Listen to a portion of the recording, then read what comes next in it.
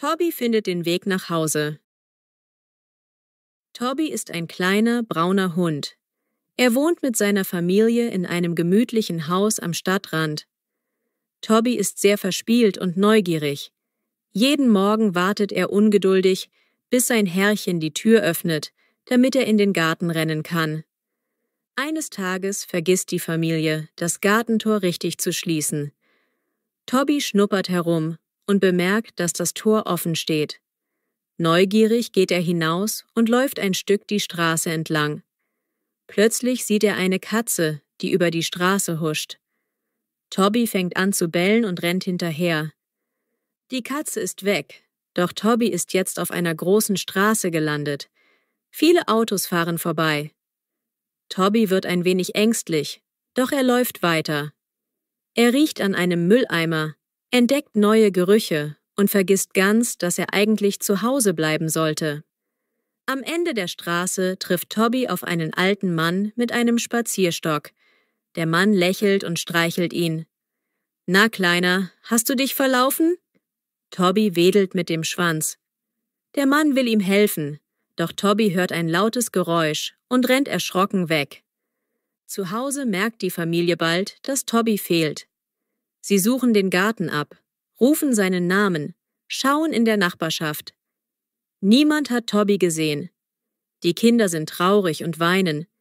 Die Eltern beschließen, Plakate mit Tobys Bild zu drucken. »Unser Hund Toby ist entlaufen. Wer ihn sieht, bitte melden.« Toby läuft währenddessen immer weiter. Die Straßen werden enger, die Häuser älter.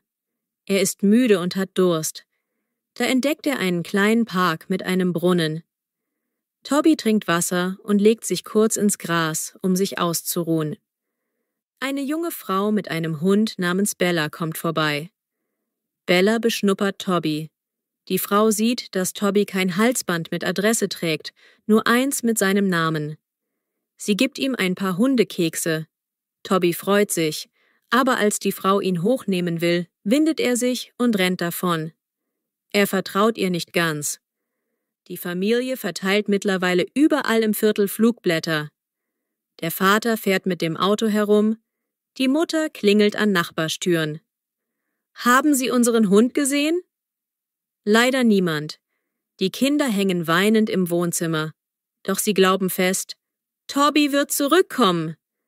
Toby läuft über eine Brücke, unter der ein Fluss fließt. Plötzlich hupt ein LKW. Toby erschrickt und rutscht fast auf die Fahrbahn. Mit letzter Kraft rennt er zur Seite und versteckt sich hinter einem Busch. Sein Herz klopft. Er beginnt sein Abenteuer zu bereuen. Hungrig schnüffelt er durch eine Gasse. In einem Hinterhof steht eine offene Mülltonne. Toby findet Essensreste und frisst sie hastig. Ein wütender Mann kommt raus und brüllt: »Verschwinde, du Streuner!« Toby duckt sich und flüchtet, seinen Magen nur halb gefüllt. In einer ruhigen Straße trifft Toby auf zwei andere Hunde. Rex, einen großen Schäferhund, und Lucy, eine kleine Mischlingshündin. Sie sind beide ohne Besitzer unterwegs. Rex knurrt erst, aber Lucy beschnuppert Toby freundlich. Gemeinsam laufen sie durch die Gegend. Toby fühlt sich sicherer, aber er vermisst sein Zuhause. Es wird dunkel. Ein kalter Wind weht. Rex und Lucy zeigen Toby einen Schuppen, wo man sich verstecken kann. Dort schlafen die Hunde zusammen. Toby träumt von seiner warmen Hundedecke und dem Futternapf daheim.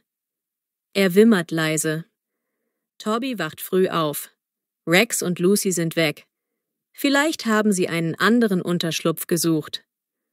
Toby bemerkt sein Bild auf einem Plakat. »Vermisst, Toby, Rufnummer!« Er erkennt sogar das Foto. Sein Schwanz wedelt. »Das bin ich!« würde er am liebsten bellen. Toby beschließt, den Weg nach Hause allein zu suchen.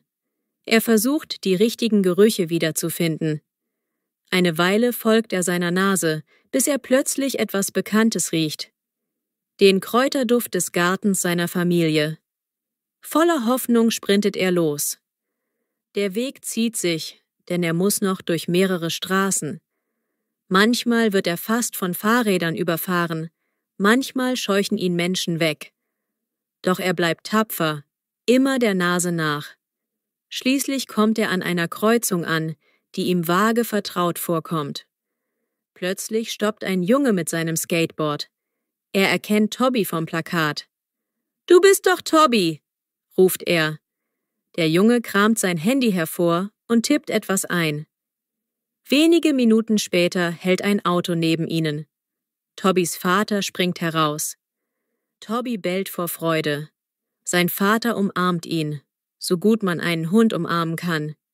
»Endlich haben wir dich gefunden!« Toby wedelt heftig mit dem Schwanz. Der Junge strahlt und sagt, »Ich habe nur die Nummer vom Plakat angerufen.« Der Vater bedankt sich herzlich und verspricht, eine Belohnung zu schicken. Zu Hause rennen die Kinder auf Toby zu, küssen und streicheln ihn. Die Mutter hat Tränen in den Augen. Toby bekommt erstmal eine Schüssel mit warmem Futter und frischem Wasser. Dann legt er sich auf seine Decke, total erschöpft, aber glücklich.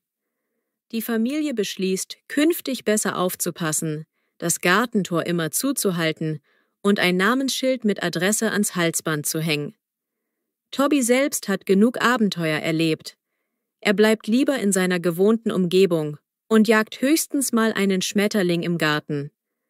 Am Abend sitzt Toby mit seiner Familie vor dem Kamin. Er rollt sich zusammen und schnarcht zufrieden. Die Kinder erzählen von ihren Sorgen und wie froh sie sind, dass Toby wieder da ist. Draußen weht ein sanfter Wind, doch Toby denkt nicht mehr ans Weglaufen.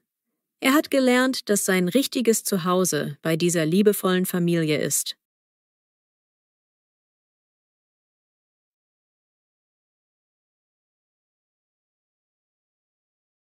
Ein ganz normaler Arbeitstag bei Anna. Anna ist 30 Jahre alt und wohnt in Köln. Sie arbeitet als Bürokauffrau in einem mittelständischen Unternehmen. Jeden Morgen klingelt ihr Wecker um 6:30 Uhr. Anna steht auf, duscht schnell und macht sich einen Kaffee. Sie braucht ein bisschen Zeit, um wach zu werden. Um 7:30 Uhr verlässt Anna das Haus. Sie fährt mit der Straßenbahn ins Zentrum. Unterwegs checkt sie auf ihrem Handy die Nachrichten und hört Musik. Manchmal trifft sie ihre Nachbarin im Zug und wechselt ein paar Worte. Um kurz nach 8 Uhr kommt Anna im Büro an. Sie grüßt ihre Kollegen und schaltet den Computer an. Dann schaut sie ihre E-Mails durch. Oft gibt es viele Nachrichten von Kunden oder vom Chef. Anna hat eine To-Do-Liste, die sie am Vortag erstellt hat. Der Vormittag ist meist sehr intensiv. Anna beantwortet E-Mails, erstellt Rechnungen, telefoniert mit Kunden oder Lieferanten. Manchmal muss sie auch Excel-Tabellen ausfüllen. Anna mag ihre Arbeit, weil sie gerne organisiert. Aber manchmal ist es stressig. Gegen 10 Uhr geht sie in die Teeküche, wo sie mit ein paar Kollegen eine kurze Kaffeepause macht. Sie reden über das Wetter, die neuesten Serien oder private Pläne. Nach 10 Minuten geht jeder zurück an den Arbeitsplatz.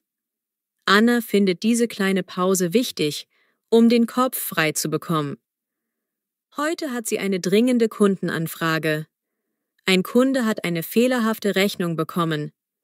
Anna telefoniert mit ihm, entschuldigt sich und korrigiert die Daten. Zum Glück lässt sich alles schnell klären.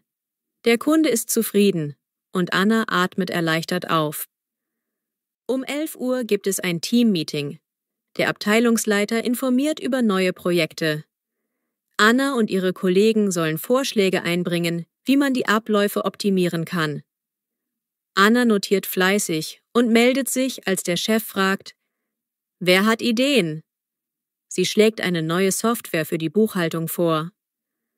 Um 12:30 Uhr hat Anna endlich Mittagspause. Meistens geht sie mit ihrer Kollegin Jana in die Kantine. Heute gibt es Pasta und Salat.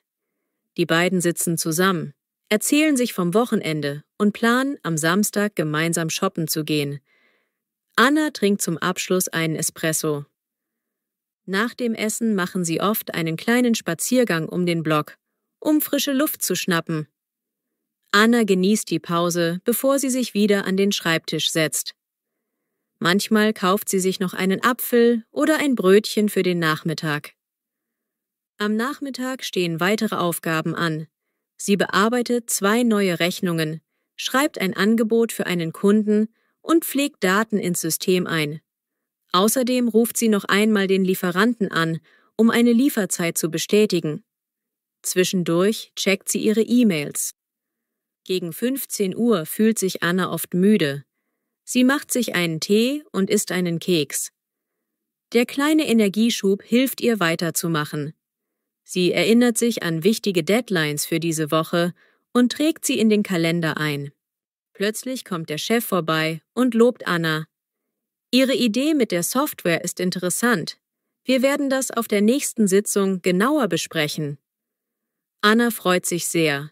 Es motiviert sie, wenn ihre Arbeit gesehen und wertgeschätzt wird.